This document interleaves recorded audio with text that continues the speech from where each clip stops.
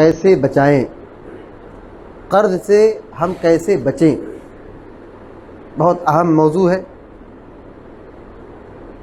بہت سارے لوگ اپنی ضرورت کے مطابق قرض لیتے ہیں۔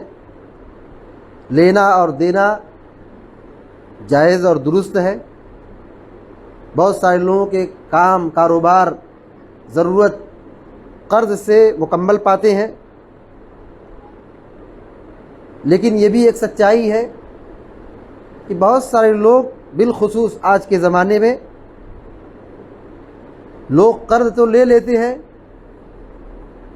اور دن بدن قرض کے تلے دبتے چلے جاتے ہیں۔ ان میں سے دو قسم کے لوگ ہیں جو قرض ادا کرنے کی کچھ کوشش کرتے ہیں، اور کچھ لوگ بڑے ڈھیٹ ہو جاتے ہیں اور قرض دینے کی نہ نیت ہوتی ہے، نہ ارادہ ہوتا ہے، نہ کوشش ہوتی ہے۔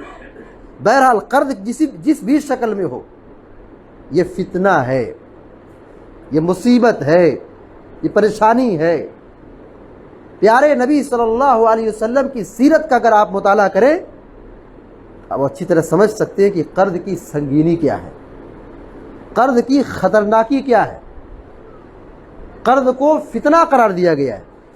پیارے نبی صلی اللہ علیہ وسلم جب بھی نماز پڑھتے تھے، سلام پھیرنے سے پہلے 4 فتنوں سے پناہ طلب کرتے تھے، اللہ رب العالمین سے دعائیں کرتے تھے۔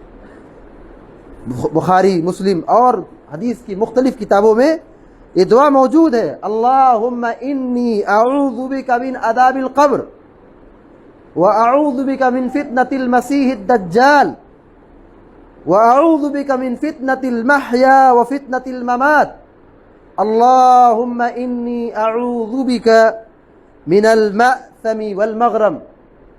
یہ 4 چیزوں سے اللہ کے نبی علیہ السلام نماز میں سلام پھیرنے سے پہلے جب بھی نماز پڑھتے تھے دعا کرتے تھے۔ ان 4 چیزوں سے اللہ کی پناہ چاہتے تھے۔ نمبر 1 عذاب قبر سے، نمبر 2 دجال کے فتنے سے، نمبر 3 زندگی اور موت کے فتنے سے، اور نمبر 4 گناہ اور قرض کے فتنے سے۔ صحابہ اکرام نے سوال کیا ہے اللہ کے رسول صلی اللہ علیہ وسلم، ما اکثر من تستعیذ من المغرم، کیا بات ہے کہ آپ قرض سے آپ پناہ طلب کرتے ہیں، قرض سے اللہ کی پناہ چاہتے، اتنی دعائیں کرتے، کیا وجہ ہے؟ پیارے نبی علیہ السلام نے فرمایا، ان الرجل اذا غرم حدث فکذب ووعد فاخلف۔ بندہ جب مقروض ہو جاتا ہے تو صرف یہی نہیں کہ مقروض ہے، مقروض ہو گیا، جب بات کرے گا تو جھوٹ بولے گا، ایک گناہ، اور جب وعدہ کرتا ہے تو وعدہ خلافی کرتا ہے، یہ دوسرا گناہ ہے۔ اسی بنیاد پر اللہ کے نبی صلی اللہ علیہ وسلم جب بھی نماز پڑھتے تھے، قرض کے فتنے سے سلام پھیرنے سے پہلے ہر نماز میں دعا کرتے تھے۔ اس سے آپ اندازہ لگا سکتے ہیں کہ قرض کی خطرناکی اور سنگینی کیا ہے۔ پیارے نبی صلی اللہ علیہ وسلم کے سامنے ایک صحابی آئے، انہوں نے کہا کہ اگر میں اللہ کی راہ میں جہاد کرتے کرتے اپنی جان کی قربانی دے دوں تو میرے لیے کیا ہے، کیا میں جنت میں جاؤں گا؟ پیارے نبی صلی اللہ علیہ وسلم نے کہا ہاں جنت میں جاؤ گے۔ وہ جانے لگے، پھر بلایا، کہا ادھر آؤ، بخاری شریف کی روایت، کہا ادھر آؤ، جبریل ابھی میرے پاس وہی لے کر کے آئے اور انہوں نے یہ فرمایا ہے کہ شہید کے ہر گناہ کو معاف کر دیا جائے گا جس نے اپنی جان کی قربانی دے دی ہے۔ یہ سب سے بڑی قربانی ہے، ایمان پر اپنی جان کی قربانی دینا، یہ سب سے بڑی قربانی ہے، یہ سب سے بڑی نیکی ہے، یہ سب سے بڑی عبادت ہے۔ اللہ رب العالمین نے وعدہ کیا ہے شہداء کے لیے کہ ان کے لیے جنت ہے، اور ان کی تعظیم کا کتنا حکم دیا گیا ہے کہ جو اللہ کی راہ میں شہید ہو جائے انہیں مردہ مت کہو، یہ تعظیم ہے۔ لیکن اسی شہید کے بارے میں یہ کہا جا رہا ہے کہ اگر اس کے پاس قرض ہے، مقروض ہو کر کے شہادت حاصل کی ہے، پیارے نبی نے بلایا اور کہا شہید کے سارے گناہوں کو معاف کر دیا جاتا ہے سوائے قرض کے، قرض معاف نہیں ہوگا۔ پیارے نبی صلی اللہ علیہ وسلم کا معمول یہ تھا، مدنی زندگی کے ابتدائی دور میں جب غربت تھی، محتاجگی تھی، بیت المال میں اتنے پیسے نہیں رہتے تھے، جنازہ آتا تو پوچھے کیا یہ مقروض ہے؟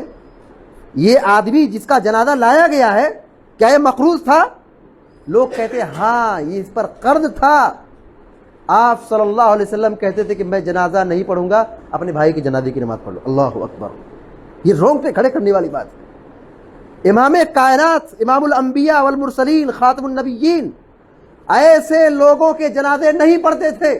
اس سے بڑھ کر کے بدقسمتی اور محرومی اور اس سے بڑی قیامت کیا ہو سکتی ہے؟ کہتے ہیں اپنے بھائی کی جنازے کی نماز پڑھو، میں نہیں پڑھوں گا۔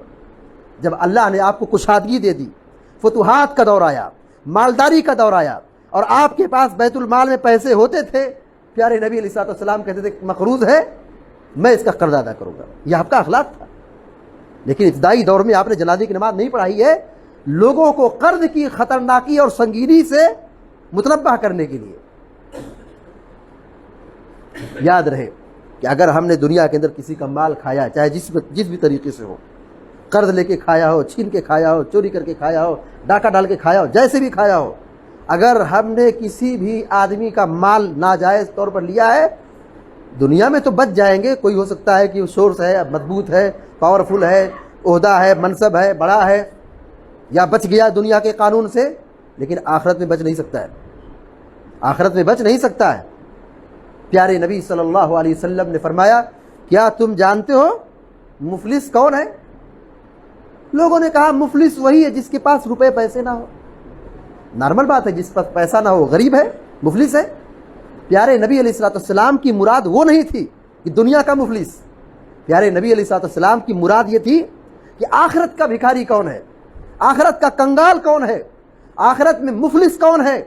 پیارے نبی علیہ الصلوۃ والسلام نے فرمایا میری امت کا مفلس وہ شخص ہے جو روزہ، نماز، عبادات، حج، صدقہ، خیرات کے ساتھ قیامت کے دن آئے گا۔ یعنی یہ مسلمانوں کے لیے، یہ کوئی نہ سمجھے کہ مفلس کنگال کون ہے، یہودی میں سے ہوگا، منافق میں سے ہوگا، کافر میں سے ہوگا، کسی دوسرے مذہب میں سے نہیں، یہ میری امت محمدیہ کی بات چل رہی ہے، روزہ نماز کرنے والے دیندار طبقہ۔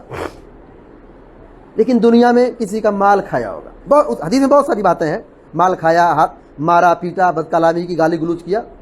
جو محل شاہد ہے وہ یہ کہ کسی کا مال اس نے کھایا ہے، تو قیامت کے دن جو جس کا حق مارا تھا دنیا کے اندر، قیامت کے دن اس کا بدلہ چکانا پڑے گا۔ وہاں دولت، دینار، درہم، روپیہ، بینک بیلنس نہیں ہوگا، وہاں اپنی نیکیوں کے ذریعے لوگوں کے حقوق چکانے پڑیں گے۔ اگر لوگوں کے حقوق باقی ہیں اور نیکیاں ختم ہو گئی ہیں تو بدلہ کیسے دیا جائے گا؟ ان کا گناہ اس کے اوپر لاد دیا جائے گا۔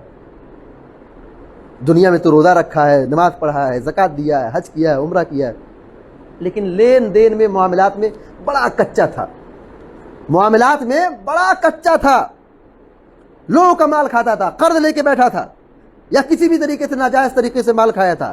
قیامت کے دن درہم و دینار نہیں ہوں گے، یاد رہے، انہی نیکیوں کے ذریعے سے ہمیں چکانا ہوگا، لوگوں کے حقوق دینے ہوں گے۔ اور پھر اگر ہم نے اپنی عبادت، اپنی نیکی کسی دوسرے کو دے دی حقوق چکانے میں، سوچئے ہمارے پاس بچے گا کیا کہ جس سے ہم جنت حاصل کر سکے، جہنم کی آگ سے اپنے آپ کو بچا سکے۔ لہذا بہت بڑا المیہ ہے، ہم اپنے محدود دائرے میں زندگی گزاریں اور سادگی اور قناعت کے ساتھ رہیں، قرض لینے سے بہت دور رہیں۔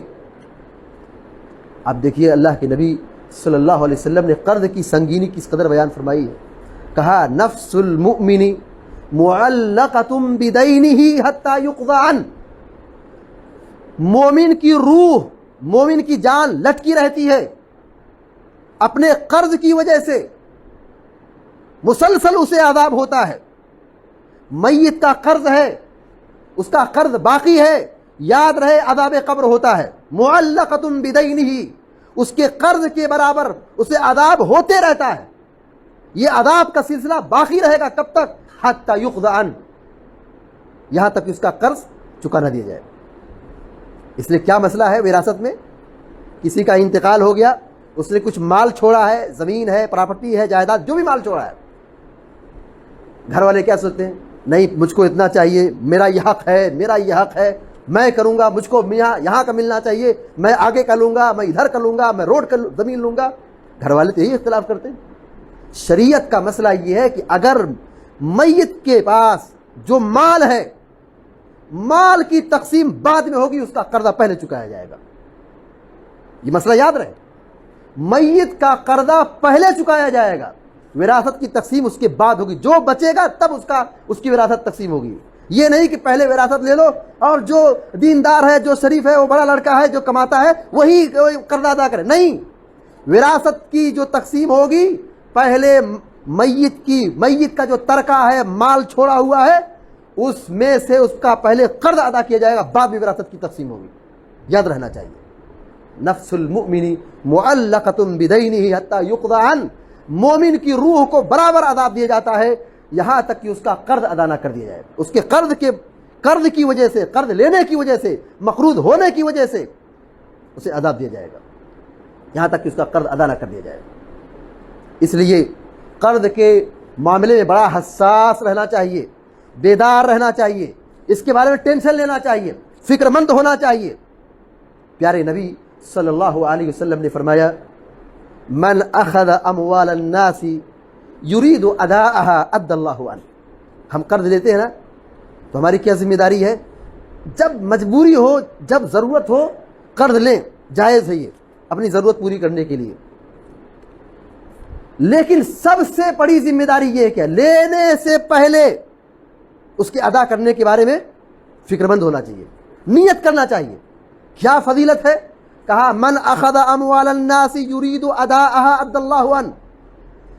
صحیح بخاری کی روایت ہے کہ جو آدمی لوگوں کا مال لیتا ہے، قرض لیتا ہے، یرید اداءها، اس کو ادا کرنے کی نیت رکھتا ہے، لے رہا ہے لیکن ارادہ ہے میں لیا ہوں، میری ضرورت ہے، لیکن جیسے مجھ کو مال ملے گا، میری تنخواہ آئے گی، مجھ کو مال ملے گا، میں اس کو فوراً ادا کر دوں گا. نیت ہونی چاہیے.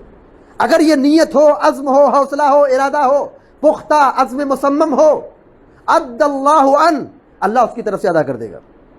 اللہ اسباب پیدا کر دے گا، اللہ اس کی مدد کرے گا، اس کو توفیق دے گا. کتنے ایسے لوگ کروڑوں کا مقروض ہوتے ہیں، ملین کا قرض ہوتا ہے، لیکن ارادہ ہے، نیت ہے، عزم ہے، اللہ ان کے مال میں ایسی برکت دیتا ہے کہ وہ ملین کا قرض ادا کر دیتے ہیں. حقیقت ہے. لیکن کتنے ایسے گئے گزرے نکمے اور بے غیرت لوگ ہیں، 10 روپے، 100 روپے، 50 روپے، 1000 روپے، 5,000، 10,000، کیا ہے اس زمانے میں 10-20 ہزار کی قیمت؟ کوئی حیثیت نہیں ہے. لیکن لیتے ہیں، دل میں پہلے سے ارادہ دیں گے نہیں، لے رہے ہیں لیکن پہلے سے دل میں کھوٹ ہے. ومن اراد اتلافها اتلفه اللہ.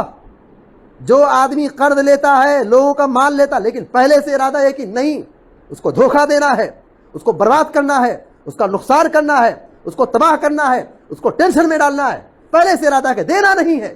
آدمی بے حس ہو جائے، بے غیرت ہو جائے، بدتمیز ہو جائے، بد اخلاق ہو جائے، ہمیشہ ٹال مٹول سے کام لے، تو اللہ تبارک و تعالیٰ اس کو برباد کر دیتا ہے. یعنی اس کے مال میں برکت باقی نہیں رہی ہے، اس کو ادا کرنے کی توفیق نہیں ملتی ہے.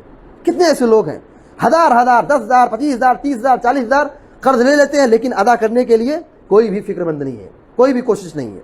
تو جو آدمی قرض لیتا ہے اور اسے ادا کرنے کا فکر مند ہوتا ہے، نیت کرتا ہے، اللہ رب العالمین اس کے لیے اسباب پیدا کرتا ہے. اب دیکھیے آج کے زمانے میں کوئی ایسا کاروبار، کوئی ایسا لین دین، بڑا لین دین بغیر قرض کے ہو ہی نہیں سکتا ہے.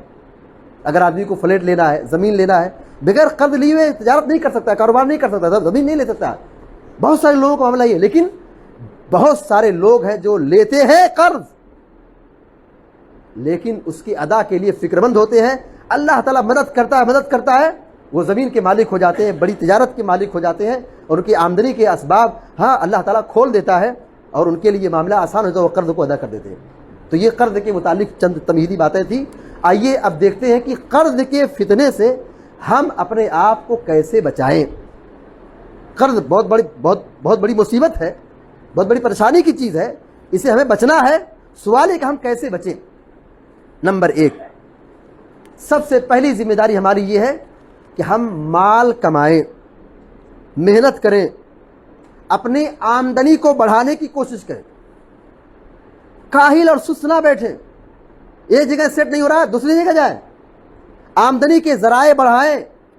یہ کوئی عیب بات نہیں ہے، کوئی عیب نہیں ہے، کوئی خرابی نہیں ہے. مال کمانا یہ ضرورت ہے، اور اللہ نے اس کو حلال قرار دیا ہے۔ آدمی اپنے آمدنی کے ذرائع کو بڑھائے، احرص علی ما ینفعک، اللہ تعالیٰ اللہ کے نبی علیہ الصلوۃ والسلام فرماتے ہیں اس چیز کے حریص بنو جس میں تمہارا فائدہ ہے، مال میں بڑا فائدہ ہے۔ حلال راستے سے آمدنی کے ذرائع کو بڑھانا چاہیے۔ جب آدمی مال کمائے گا، مال کے کمانے کے لیے فکر مند ہوگا، آمدنی کے ذرائع کو بڑھائے گا، انکم سورس پیدا کرے گا، تو قرض کے معاملے میں قرض میں وہ نہیں پھنسے گا۔ کون ڈوبتا ہے؟ جو آدمی کاہل ہے، کوئی ہنر نہیں، کوئی حرکت نہیں، کوئی کمانے کے لیے فکر مندی نہیں، بس وہ ادھر ادھر سے دائیں بائیں آگے پیچھے لوگوں سے قرض لے کر کے قرض تلے دبے رہتا ہے، محنت نہیں کرتا ہے، مزدوری نہیں کرتا ہے، کاروبار نہیں کرتا ہے، وقت کی پابندی نہیں کرتا ہے۔ سب سے پہلی ذمہ داری یہ ہے کہ ہم کسب معاش کے لیے کمر توڑ محنت کریں۔ یہ کوئی غلط بات نہیں ہے، دنیا کمانا یہ ہمارے دین کا ہی حصہ ہے۔ پیارے نبی علیہ الصلوۃ والسلام نے اس کو جہاد قرار دیا ہے کہ آدمی اگر حلال کماتا ہے، گھر سے باہر نکلتا ہے، کاروبار کرتا ہے، مزدوری کرتا ہے، خون پسینہ بہاتا ہے، یہ بھی جہاد کی طرح ہے، یہ بھی نیکی ہے، یہ بھی عبادت ہے۔ پہلی ذمہ داری یہ ہے کہ اپنی آمدنی کے ذرائع کو بڑھائیں، مال کمائیں۔ نمبر 2، اخراجات محدود رکھیں۔ آپ کی جو آمدنی ہے، آپ کے پاس جو مال ہے، اپنی بساط کے مطابق خرچ کریں۔ یہ نہیں کہ آدمی کماتا ہے 10,000 خرچ کرتا ہے 15,000، سوال 5,000 کہاں سے آئے گا؟ تو اپنی آمدنی کے اعتبار سے اپنے استطاعت کے مطابق خرچ کرے، جتنی چادر ہو اتنا ہی پیر پھیلائے، اور اگر پیر زیادہ پھیلائے گا چادر چھوٹی پڑ جائے گی، ظاہر ہے تو قرض کے تلے روز بروز دبتا چلا جائے گا۔ تو خرچ وہی کرے، اپنے اخراجات کو محدود بنائے اور اعتدال کے ساتھ خرچ کریں۔ نمبر 3، اسراف اور فضول خرچی سے بچیں۔ قرض کی ضرورت عام طور پر ان لوگوں کو پڑتی ہے جو اسراف فضول اور فضول خرچی میں لگے رہتے ہیں۔ ان المبذرین کانوا اخوان الشیاطین، یہ فضول خرچی کرنے والے، حد سے زیادہ خرچ کرنے والے شیطان کے بھائی ہیں۔ تو فضول خرچی سے بچنا چاہیے۔ اسی طریقے سے قرض سے بچنے کے لیے ایک چیز ہے، بہت زیادہ مصیبت ہو، بہت زیادہ ضرورت ہو، پریشانی ہو، تبھی قرض لیں۔ ہلکی پھلکی ضرورت ہے مت قرض لیں، صبر کریں، اپنے آپ کو کنٹرول رکھیں، 2 لقمہ کم کھائیں، 1 وقت کم کھائیں۔ اگر زندگی گزر سکتی ہے تو گزارا کر لیں، صبر کے ساتھ، نفس کو کنٹرول کر کے، اپنی چاہت کو مار کر کے، اپنی خواہش کو دبا کر کے قرض نہ لیں، صبر کریں، قناعت کی زندگی گزاریں۔ بہت زیادہ ضرورت ہے، بیماری کے لیے، علاج کے لیے، یا کوئی اور ضرورت ہے، بہت زیادہ ضرورت ہے، تبھی قرض لیں، ورنہ فیشن نہ سمجھیں، اس کو عادت نہ بنائیں۔ چونکہ بھی احادیث میں آپ نے کیا پڑھا، کیا بتایا گیا؟ اللہ کے نبی علیہ الصلوۃ والسلام ہر نماز میں دعا کرتے تھے، قرض سے بچنے کے لیے دعائیں کرتے تھے، اور جنازہ نہیں پڑھاتے تھے۔ عذاب قبر ہوتا ہے، قیامت دن نیکیاں چکانی پڑے گی، تو بہت مجبوری ہو تبھی قرض لیں۔ چوتھی چیز ہے، دعاؤں کا اہتمام کریں۔ دعا کیا ہے؟ کہ ہم دعا کریں کہ اللہ تعالیٰ ہمارے کاروبار میں برکت دے، دعا کریں، کاروبار میں برکت کے لیے، مال میں برکت کے لیے دعائیں کریں۔ قرض میں پھنسنا، قرض میں ڈوب جانا، اس کی 2 شکل بنتی ہے۔ ایک شکل یہ ہے کہ یہ آزمائش اللہ رب العالمین کی جانب سے، مصیبت آئی ہے، مال ڈوب گیا ہے، کاروبار ڈوب گیا ہے، بزنس ڈوب گیا ہے، آدمی جاب لیس ہو گیا ہے، بیمار ہو گیا ہے، پیسہ نہیں ہے، غریب ہو گیا ہے، یہ آزمائش اللہ رب العالمین کی جانب سے، یہ اللہ رب العالمین کی جانب سے آزمائش ہے، صبر کریں۔ دوسری وجہ یہ بھی بن سکتی ہے کہ ہم گناہ والی زندگی میں تھے، کہیں ایسا نہیں تو ہم اللہ رب العالمین کے عذاب کی چپیٹ میں آ گئے، کیونکہ روزی مال کی کمی یہ گناہوں کی وجہ سے ہوتی ہے۔ اللہ کے نبی صلی اللہ علیہ وسلم فرماتے ہیں ان الرجل لیحرم الرزق بالذنب یصیبہ، بندہ رزق سے محروم گناہوں کی وجہ سے ہوتا ہے، مال سے محروم، رزق سے محروم، دولت سے محروم گناہوں کی وجہ سے ہوتا ہے۔ تو یہ بھی ہو سکتا ہے ہم اپنا محاسبہ کریں، اپنا جائزہ لیں کہ ہم کہیں گناہ والی زندگی میں تو نہیں،